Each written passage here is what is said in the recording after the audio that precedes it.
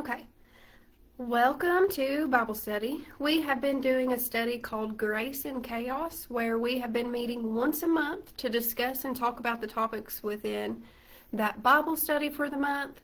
And this month we had to cancel last minute, so it was on my heart to do this live, and I have never done Facebook Live, so I'm not sure how well this will go, but we will see. But we have some really good topics this month. Discontentment, impatience, self-pity, failure, and control. And I always start off with my own introduction lesson, and I'll get into that in just a second. So what we missed today, usually I play a video in my Bible studies while we eat dinner. So this video just happens to be Fight for Your Family, How to Be a Godly Wife. And you can look that up on YouTube. That's from Pastor Josh Howerton. So that can be part of your, I guess, assignment if you want. But that was a very insightful video if you would like to look at that. Okay, so my intro lesson, and before you judge my PowerPoint, I promise it's relevant to my story. So I'm going to start off my intro lesson with a story. So here's the story. It starts off with a man who takes a wife who is adulterous. They have a son together, then a daughter, except the daughter may not have been conceived with her husband. Then another son is born to them, although the son may not be her husband's child. She was not content with her husband. She was discontent with her lifestyle and continued to go off after her own lusts. Although her husband accepted her for her past sin, she would not remain faithful to him. She was always searching for something that would not satisfy her. She continues to fill her cup up with pleasures and luxuries that her husband was not providing for her. The suffering she has caused her husband is clear. The abandonment of her children is clear. The woman finds herself worthless to other men who she was adulterous with. They did not care for her. Despite it all, her husband comes back for her and remains her husband. And does it sound familiar yet? Because it is a true story. A prophet of God named Hosea was told by God to marry a prostitute. Hosea marries Gomer. Just like the story I just told is the course of their marriage. Gomer has 3 children. One is Hosea's and the other 2 are most likely not his children. Hosea 1:3 says, Gomer conceived and bare him a son. However, with the next 2 children, it does not specify that the other 2 children are Hosea's. Hosea 1:6 says, and she conceived again, but instead of saying bare him a daughter, it just says, and she bare a daughter. It also says the same about the 3rd child. So Gomer was most likely adulterous during their marriage. Gomer leaves the family. As we see in Hosea 2:5, it says, for their mother has acted shamefully, for she said, I will go after my lovers who give me my bread, and my water, and my wool, and my flax, and my oil, and my drink. After Gomer abandons the home, Hosea chapter 3, verses 1-2 says, and the Lord said to me, go again, love a woman who is loved by another man and is adulterous, even as the Lord loves the children of Israel, though they turn to other gods and love cakes of raisins. So I bought her for 15 shekels of silver, and a homer and a lethek of barley.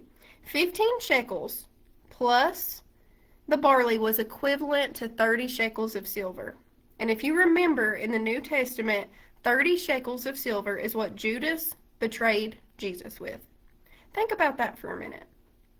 Hosea redeemed his wife with the equivalent that Judas betrayed Jesus with. Did you know that Hosea's name means salvation? Salvation means we are delivered from sin. Hosea's behavior with his unfaithful wife is a reference to God. Gomer represented Israel's sinful ways and how they were unfaithful to God. They were unfaithful by going after other gods. And the connection that I see with this is just as Hosea was well aware that a prostitute would not remain faithful to him, Jesus knew that Judas would betray him. God knew that Adam and Eve would betray him. We are all like Gomer, sinful, unworthy, and unfaithful at times to God and His Word. Jesus bought us back with His life. The heartbreak of His own creation, people yelling, "Crucify Him," as he suffered on the cross, yelling back, "Father, forgive them, for they know not what they do." And that's in Luke 23:34. And the whole video that we were supposed to watch today is submitting to our husbands and kind of what that looks like on that YouTube video that we talked about earlier. So let us not forget to not only submit to our husbands, but submit to God, submit to Christ. Do not find yourself unfaithful, dwelling in sin, going after all the things God tells you not to. Revelation 22, verses 14 through 15 say, "Blessed are they that do His commandments, that they may have the right to the tree of life, and may enter in through the gates into the city. For without are dogs and sorcerers, and whoremongers, and murderers, and idolaters, and whosoever loveth and maketh a lie. Don't be found in hypocrisy, just as the Pharisees were found, having the appearance of godliness, but denying God's power." When we feel as if we reach seasons of discontentment, remember to come to the one who can fulfill your needs. Revelation chapter 22, verse 17 says, "The Spirit and the bride say, Come. And let the one who hears say, Come. And let the one who is thirsty come. And let the one who desires take the water of life without a price." So our first topic this month, week 1, was discontentment. Some of the Bible verses this week were 2 Corinthians chapter 12, verses 9 through 10. "But He said to me, My grace is sufficient for you, for my power is made perfect in weakness. Therefore, I will boast all more gladly of my weaknesses, so that the power of Christ may rest upon me." And the next Bible verse this week was Philippians chapter 4, 11 through 13.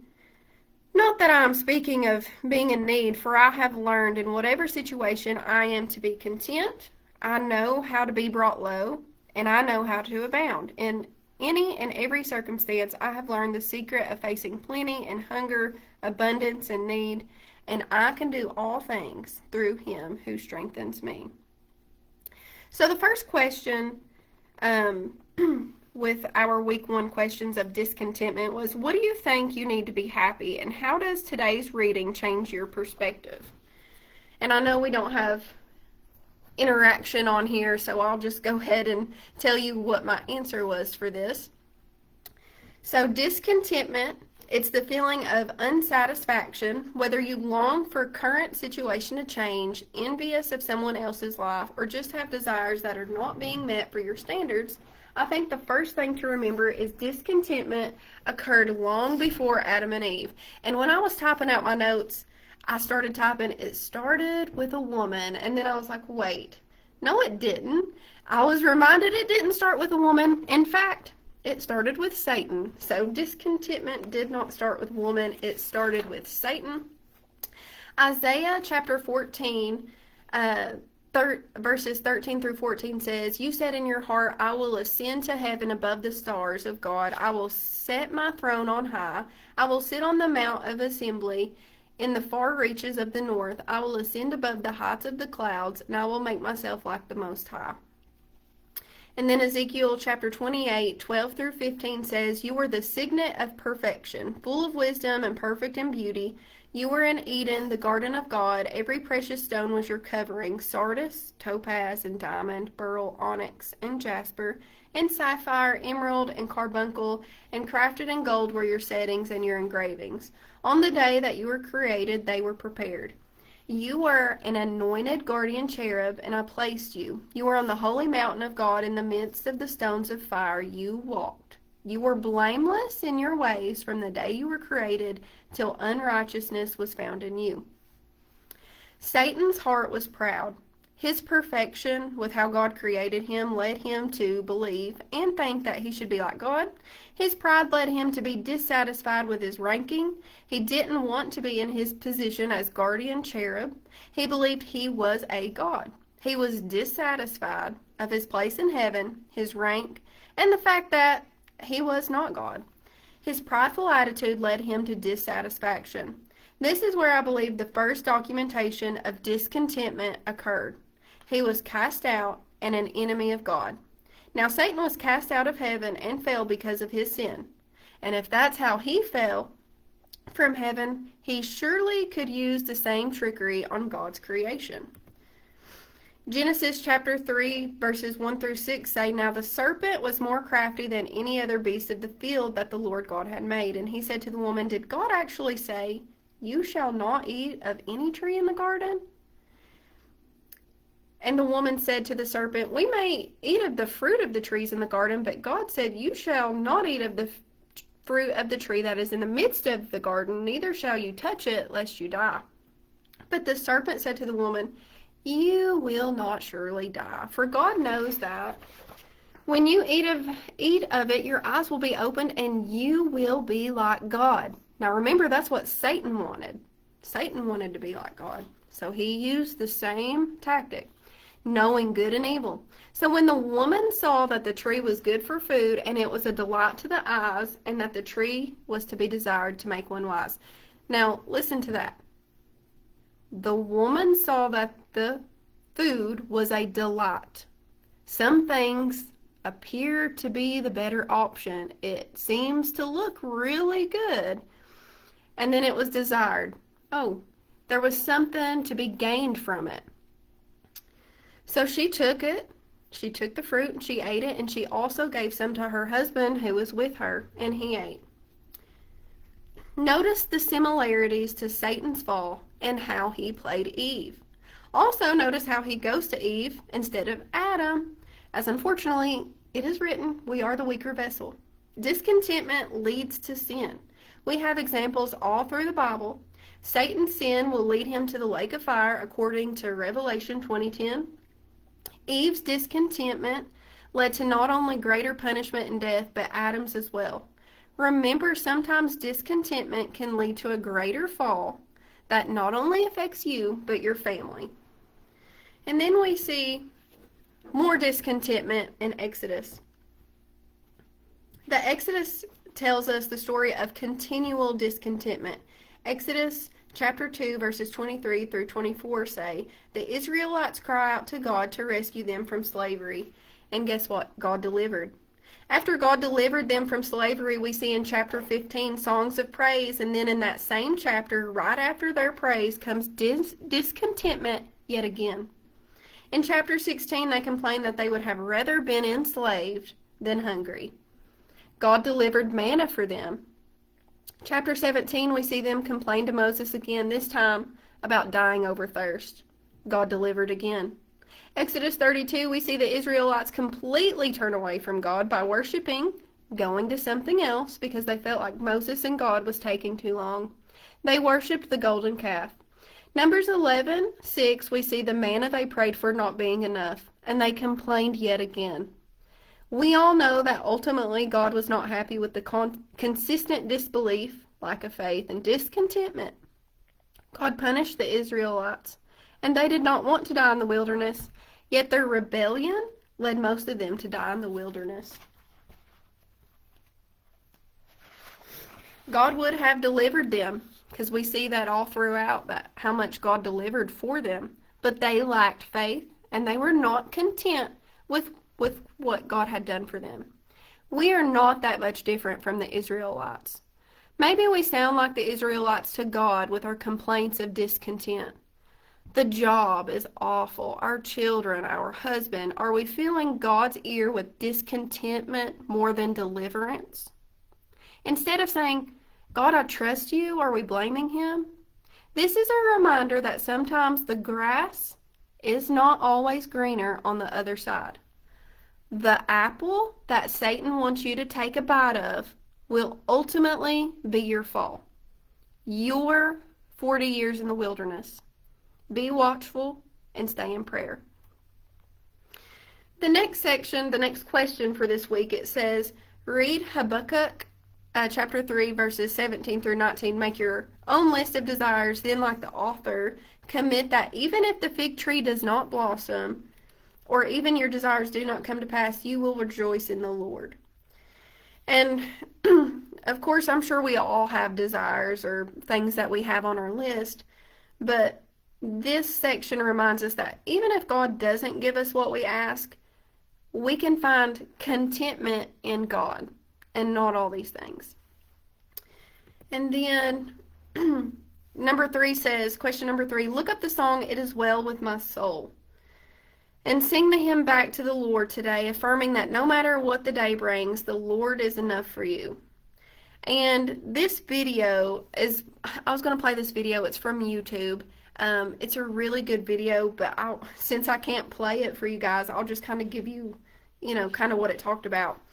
Horatio Spafford lost his only son due to sickness, and this is the person who wrote the song, It Is Well With My Soul. So he lost his son due to sickness. His finances became in trouble. He sent his wife and daughters overseas, and last minute he was not able to go. And so while his wife and 4 daughters were on the ship, another vessel hit that ship, and his 4 daughters died. His wife was able to send him a telegram that said, saved alone. And as he went on the ship to reunite with his wife, he wrote the song, It Is Well With My Soul. And that's a testament to his faith, because he lost all of his children. His finances were in trouble.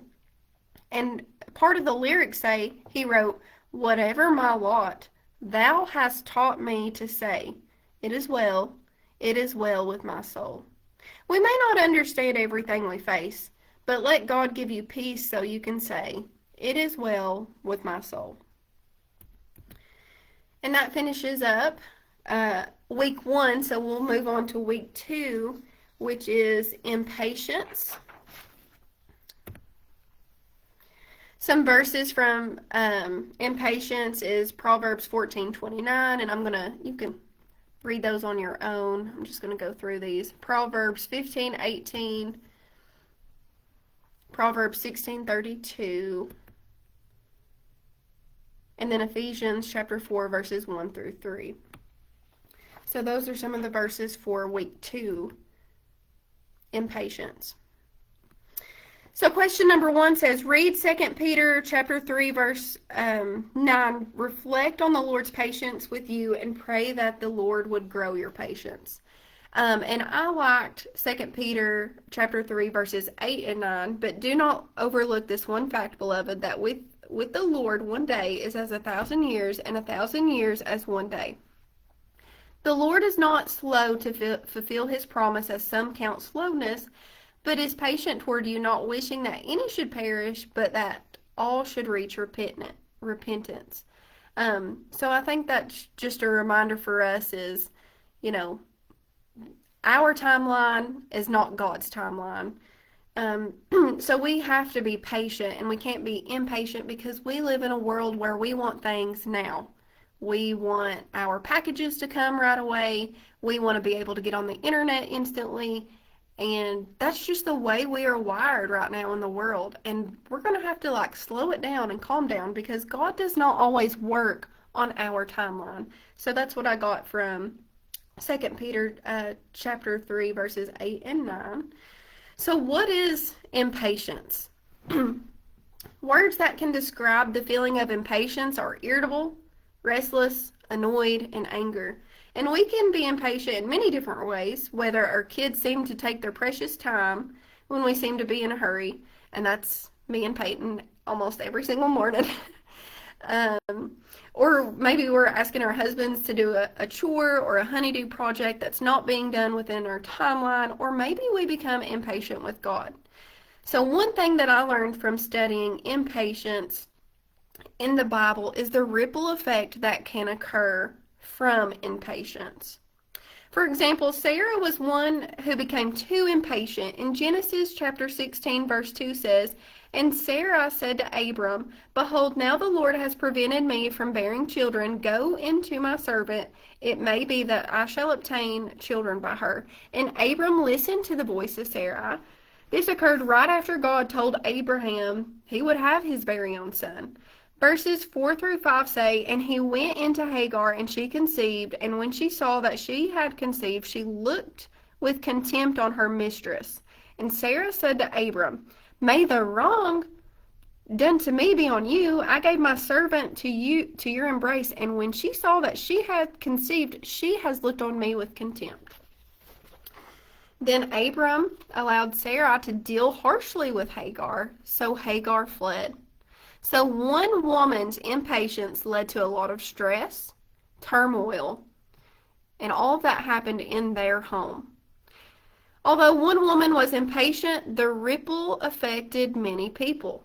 So then we continue the story. Then God gave Sarah Isaac, but we see in Genesis chapter 21 the ripple effect continues. But Sarah saw the son of Hagar, the Egyptian, whom she had borne to Abraham, laughing. So she said to Abraham, "Cast out this slave woman with her son, for the son of this slave woman shall not be heir with my son Isaac."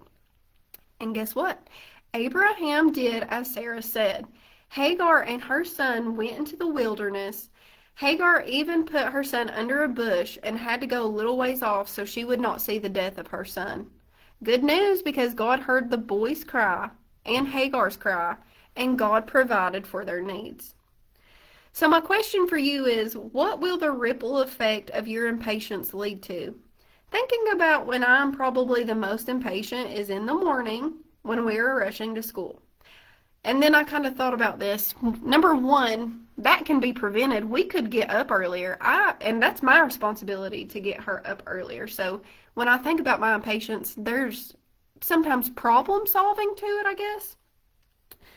So, but if I'm impatient with Peyton in the morning, I don't really think about the ripple effect. So if I, get angry or mad or something at her, and that's not going to make her feel good going into school, then she's not going to do her best, or maybe she gets, angry at one of her friends or at her teacher, etc., just because of a bad day she had. That all started in the morning. And so that ripple effect continues, and then my child could affect somebody else's child or the teacher. And I don't think we really think about the ripple effect through impatience. So it is good to reflect on circumstances where we are not patient, because it allows us to problem solve and be aware of areas we need to work on as an individual. This next question, it says, how can you create more margin in your day to be available for life's interruptions, and are there any activities that you should cut? And I think also we must be aware that sometimes life's interruptions may be part of God's plan to protect you. There is a story in 1 Kings chapter 13 of a prophet of God who was told not to eat or drink, and after giving a prophetic message to the king invites him to eat and drink, and he says, "I will not go in with you, and I will not eat bread or drink water in this place, for so was it commanded by me by the word of the Lord, saying, You shall neither eat bread or drink water, nor return by the way that you came." So he was directly told by God to return the way he came. But a man tricked him into eating and drinking. That specific detour led to his death. Verse 24 says, "And as he went away, a lion met him on the road and killed him."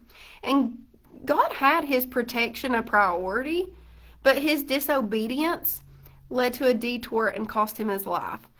So I just think we also have to understand God has our protection, a priority. So if we're running late and we're getting aggravated or impatient, in the pickup line or, in traffic or anything like that, maybe that's happening as a form of protection. So that's just something to think about. But I also think that we have to make time to spend with God a priority. And I think we forget that. And it's usually we have the mindset of, if I have time today, I will read my Bible, or I will try to fit this in somewhere. We don't make God the priority, reading our Bible, etc., because we're busy. We have places we got to go, etc. And there's a verse in Matthew chapter 26, verse 40 that says, "And he came to the disciples and found them sleeping, and he said to Peter, 'So could you not watch with me 1 hour?'" And I think the same is true with us. We need to read his word, listen to worship music, whatever it may be. Psalm 119, 105 says, "Your word is a lamp to my feet and a light to my path." And 1 Peter 2:2 says, "As newborn babes desire the sincere milk of the word, that you may grow thereby." We need his word so that we are able to overcome things like impatience, fear, etc. And if you do not study, you will not be prepared for the test of life that is thrown at you. Let's see, question number 3. It says, think about the last time you lost your patience as a mom. Have you confessed your sin to the Lord and to your child, and what would it like for you to respond patiently? But really, when I was studying this, thinking about the ripple effect was just a really good reminder to me. It's not all about me, and there's solutions to the problems. But, reflecting on, hey, where am I impatient at is a good way to start and evaluate why am I impatient in these circumstances, because then we can try to correct it. Moving right along to self-pity, month 3, week 3. I will let you guys read the Bible verses. I'm sure you've already looked at them. All right. So, question number 1, how have you allowed bitterness and self-pity to creep into your life? I know it says motherhood, but it could be life. So self-pity means self-centered sorrow towards yourself. And I always try to find a story in the Bible that's related to the topics that we talk about, and I see self-pity in the story of Mary and Martha. Luke chapter 10, verses 38 through 42 tells the story. Now, as they went on their way, Jesus entered a village, and a woman named Martha welcomed him into her house. Let's see. And she had a sister called Mary who sat at the Lord's feet and listened to his teaching. But Martha was distracted with much serving, and she went up to him and said, "Lord, do you not care that my sister has left me to serve alone? Tell her then to help me." But the Lord answered her, "Martha, Martha, you are anxious and troubled about many things, but one thing is necessary. Mary has chosen the good portion, which will not be taken away from her." The story of 2 sisters. Both of them had good intentions. One of them was focused on serving Jesus and his disciples. The other one was focused on allowing Jesus to serve her. Martha was no doubt aggravated at her sister. After all, she was just trying to make everything perfect and make everything, everyone feel welcome. Yet she was doing it alone. She was overwhelmed by all the work she had to do, but she had no help but herself. Mary, on the other hand, was aware of the work that needed to be done, but she kept her focus on Jesus. She wasn't focused on everything that needed to be done because she wanted to sit and listen to what Jesus had to say. We see one sister get rest, and the other sister starts to build up resentment, anger, and strife. Martha was so aggravated, she called her sister out in front of Jesus. Martha was so sure that she was in the right. Martha had self-pity, and she thought Jesus would condemn her sister Mary, agree with her. Jesus said, "Martha, Martha." So I noticed that he called her name not once but twice, making sure she was listening because what he was about to say was important. She was anxious and stressed about many things, but everything she was stressed about was not even necessary. She was distracted by self-pity. Mary was the one who truly got served.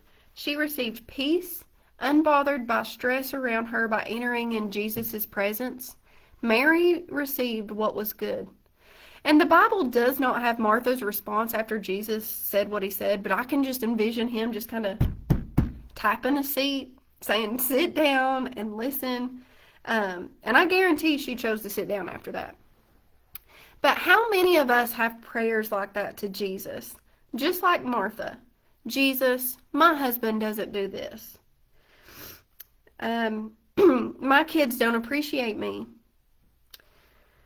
Nobody even notices everything that I do at home, etc. Whatever the case may be, we know that Jesus would say, sit down and read my words. Listen to the message that I have prepared for you when you study. Find your peace in my presence and sit with me for a moment. Stresses may still be there, but you will find peace at the feet of Jesus. Question number 2, it says, reflect on a recent instance where you succumbed to self-pity. What did you hope your family would give you? Affirmation, love, worth, or support? And how is this need satisfied in Christ? And I think for me, when we have self-pity, we may look for different outcomes in our life. So we may be looking for love one instant, worth, support, affirmation, whatever it may be. 1 Corinthians chapter 13, verses 4 through 5 say, love is patient and kind. Love does not envy or boast. It is not arrogant or rude, and it does not insist on its own way. It is not irritable or resentful. It does not rejoice at wrongdoing, but rejoices with truth. Love bears all things, believes all things, hopes in all things, and endures all things. One of the best reminders when we face self-pity is to know what true love is. Even through our times of self-pity, whether it may be towards our husband, kids, family, whatever it may be, remind yourself of 1 Corinthians chapter 13, verses 4 through 5. So reflect on your answer, your own answer, whatever your answer was with, what did you hope your family would give you when you were feeling self-pity? Let me ask you this. Are you pouring that into your family? Are you looking for affirmation, but you're not giving affirmation to your family yourself? Are you wanting love, but you're not showing it yourself? Are you looking for support, but you're not supportive? Start with you being the change. Showing what love truly is and pouring it into your family. Pouring love into your family is an act of worship. Pouring love in our family is what Jesus wants us to do. 1 Peter chapter 4, verse 8 says, above all, love each other deeply because love covers over a multitude of sins. And 1 Corinthians 13:13 says, and now these three remain, faith, hope, and love, but the greatest of these is love. And so my challenge to you and me is whatever the answer that we're looking for, affirmation, love, pour that into your family. And that's something, and I noticed too, something that doesn't just like roll off my tongue and I have to be really careful with is like, thank you, and I appreciate that. Now, I can say it all day to friends or other people, but I have to really make sure I'm saying it intentionally to Trevor, because I noticed that, like, he did the dishes, and I'm like, that's part of our housework. Like, good job. I'm glad you did that. But no, like, I have to be really intentional in saying, thank you for doing that. I appreciate that. I didn't have time to get to that yet. So it's not something that rolls off my tongue. I have to truly be intentional. I don't know if anybody else is that way, but I know, I'll say it all day to a stranger, but for some reason it does not roll off my tongue, to my husband or, my kids, just because I think I expect some of those things sometimes. And Trevor, I know if he watches this, he's going to say amen. But, I mean, seriously, I have to be intentional about that, and maybe I'm not the only one here. Let's see.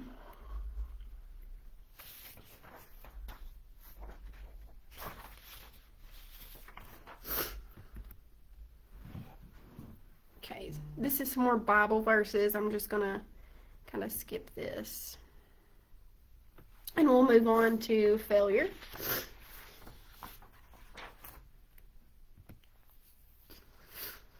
Okay, so the Bible verse for failure was Psalm 130, verses 1 through 2. Out of the depths I cry to you, O Lord, hear my voice. Let your ears be attentive to the voice of my pleas for mercy. So question number 1, it says, in what ways do you feel like a failure as a mom?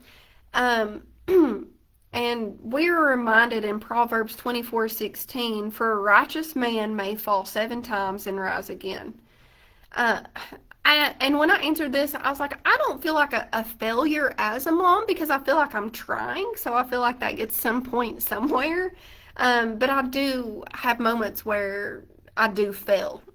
Whether I have, I'm angry or, I let things get to me, whatever it may be. So I feel like I have moments where I fail, and I think that's just part of our sinful nature sometimes. We will fail, and we will not avoid it. We will sin, but as Christians, we are called to learn from our failures, and we can grow from our failures if we continue to allow God to guide us. Question number 2, are your reasons for feelings or failure primarily external, falling short of expectations of others, or internal, failing your own expectations?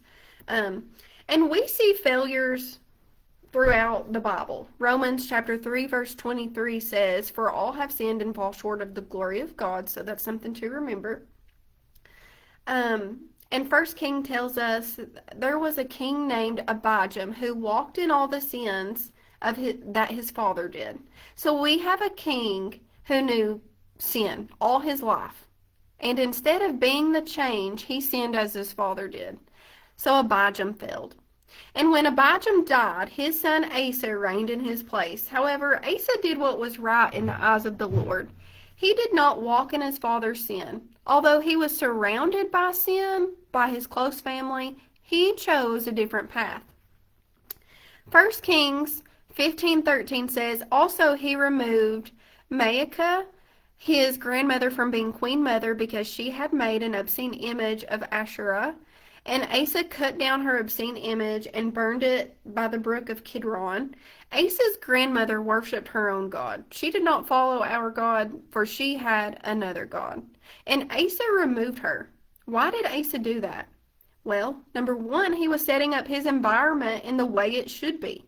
If someone a part of your home was setting up idols, whether it was Zeus or Buddha or whatever it may be, if somebody came in your home and did that, I think everybody would remove it, right? Yeah, I would say that you guys would. But we would stand our ground and say, that's unacceptable, for we worship our God. And so that's what Asa did. He stood his ground and removed his grandmother from her title. Family or not, we will serve the Lord. Asa believed in God. He had faith in God. However, he was given a warning later in his reign. A man named Azariah came to King Asa and said unto him, "Hear me, Asa, and all Judah and Benjamin. The Lord is with you while you are with him. If you seek him, he will be found by you. But if you forsake him, he will forsake you." 2 Chronicles 15:2. And then 15:4 says, "But when they in their trouble did turn unto the Lord, God of Israel, and sought him, he was found on them." King Asa's different road led all Judah to seek God with all their heart and desire, and it says that the Lord gave them rest for their dedication. The Lord gave Asa rest for a period of time. But later on in 2 Chronicles chapter 15 and 16, it says that a war was starting to rise after some time of rest. And then 2 Chronicles 16:2 says, "Then Asa brought out the silver and gold of the treasures of the house of the Lord and of the king's house, and sent it to Ben-Hadad, king of Syria, that dwelt at Damascus, saying, There is a covenant between me and you, as there was between my father and your father. Behold, I am sending you silver and gold. Go break your covenant with Baasha, king of Israel, that he may withdraw from me." So in the beginning, we see King Asa, he focused himself on God. God rewarded him for that, and his kingdom had rest for a time. Although God delivered King Asa from wars before, for some reason this time he failed. He failed big time. Maybe he didn't rely on God because during that time of rest he really didn't need God for anything, and maybe he forgot. Maybe it was fear. King Asa took not his own money, but treasures that were dedicated to God. He took them away from God and relied on a man instead. Are we like King Asa sometimes and rely on others to fix or even cure our problems? Maybe you're invested in a marriage counselor, thinking that counselor, that therapist, that person will fix your marriage. Maybe you are invested in a physician and his expertise that leads to a cure. Whatever the case may be, do not rely on man alone.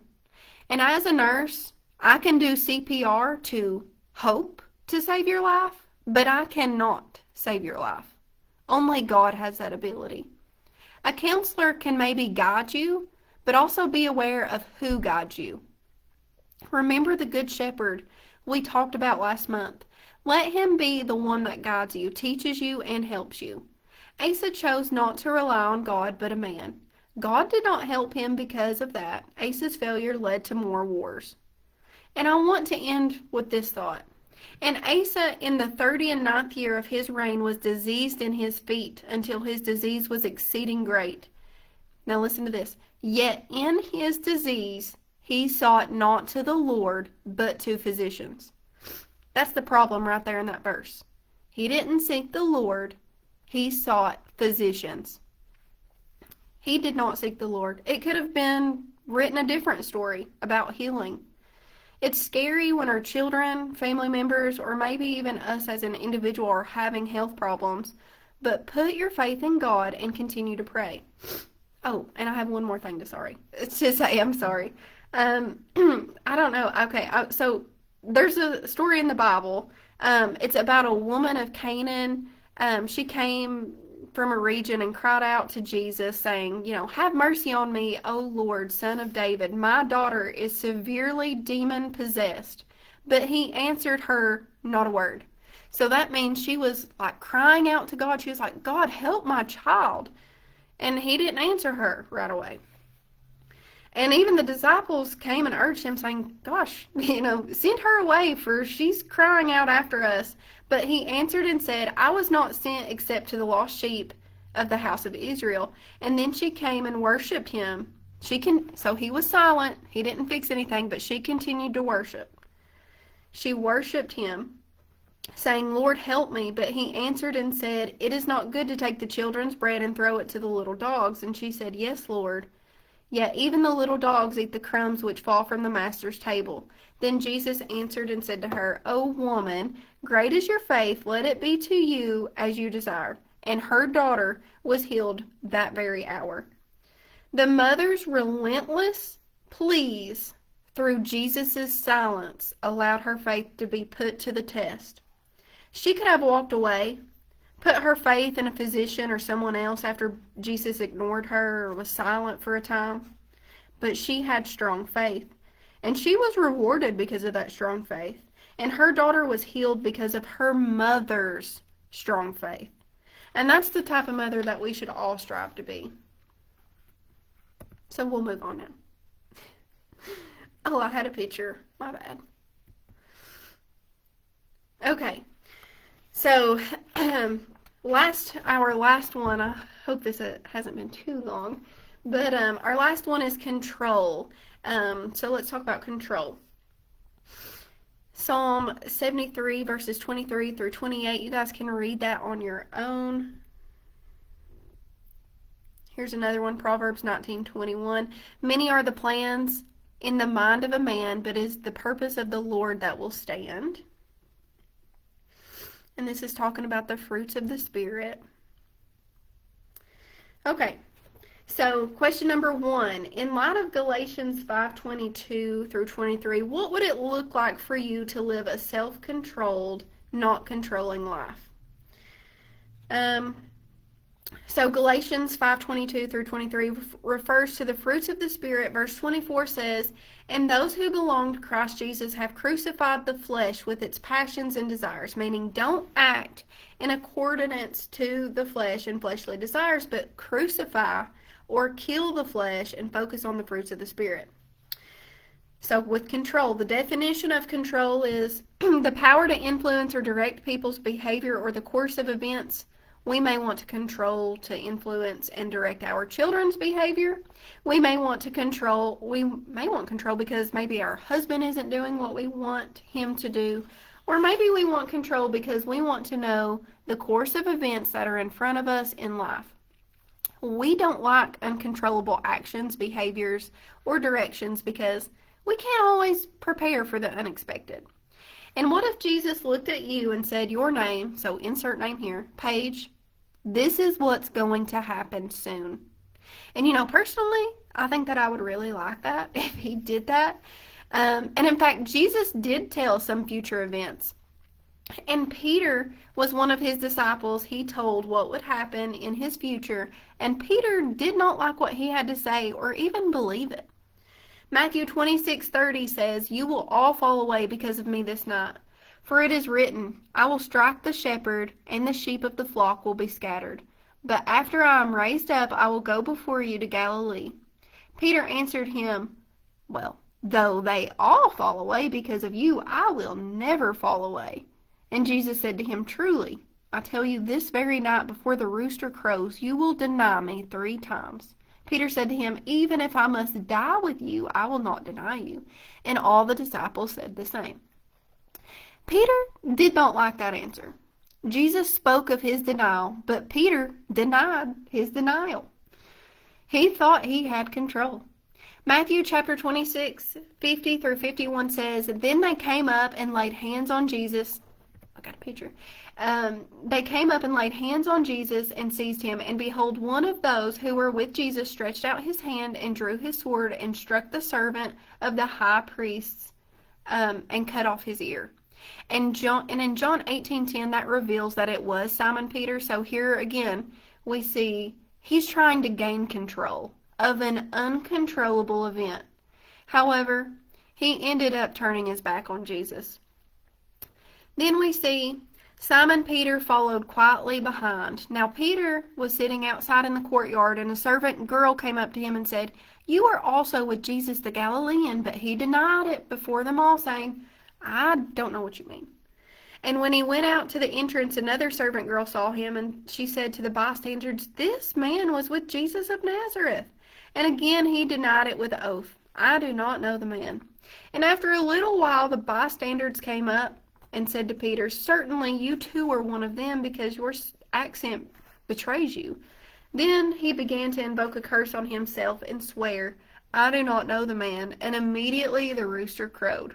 And Peter remembered the saying of Jesus, "Before the rooster crows, you will deny me 3 times." And he went out and wept bitterly. Peter lost control. From Peter, we learn about a loss of control in 3 different ways, just here in this story. Number 1, failure to do what we say we will do.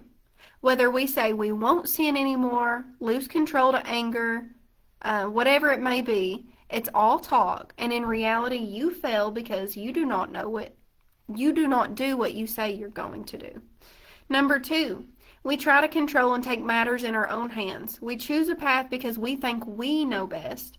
We act fast, irrational, or out of our own hurt to try to control the situation. Peter made the situation worse when he cut off someone's ear. You should not act irrationally, but go to God for answers. And then number 3, we can be in denial about our situations and not really come to terms with how far we've strayed or lost control. And just like Peter wept bitterly, when we lose control, we also can be in that cycle of despair and pain. How does Peter go from denying Jesus? Now, according to historical accounts, he dies by being crucified upside down because he states he is not worthy to die in the same manner Jesus did. Now, let me be clear. Peter being crucified upside down is not in the Bible, but according to historical documents, that is what is documented. So Jesus alludes to Simon Peter's death in John 21:18 through 19. It says, "Truly, truly, I say to you, when you were young, you used to dress yourself and walk wherever you wanted. But when you are old, you will stretch out your hands, and another will dress you and carry you where you do not want to go." And this he said to show by what kind of death he was to glorify God. And after saying this, he said to him, "Follow me." So how can Peter go from not being okay with the lack of control to God's will be done even if I die? 1 Peter chapter 3 verse 17 says, "For it is better to suffer for doing good, if that should be God's will, than for doing evil." 2 Peter chapter 1 verses 5 through 7 say, "For this very reason make every effort to supplement your faith with virtue, and virtue with knowledge, and knowledge with self-control, and self-control with steadfastness, and steadfastness with godliness, and godliness with brotherly affection, and then brotherly affection with love." Peter just gave you the answer to that. Your faith is the foundation, and let your faith control your virtue, which is the way you think and you act. And then you will know how to think and act with more knowledge you gain from reading the Bible. The more you read the Bible, the more self-control you can have. Even in the uncontrollable events, you will gain steadfastness. You will be unshaken when you cannot attain the control you seek. And when you grow strong in the Word, you become more godly and are able to bear fruit with your affection and love. And guys, that pretty much finishes our chapter. I hope I got through it quickly, and that was a lot to speak, so I hope next time we can get together so that way I can have a little break at least in between. But I hope you guys get something out of this message. I've worked hard on my notes here, but thank you if you did watch, and I hope you guys have a blessed day. Happy Good Friday, guys.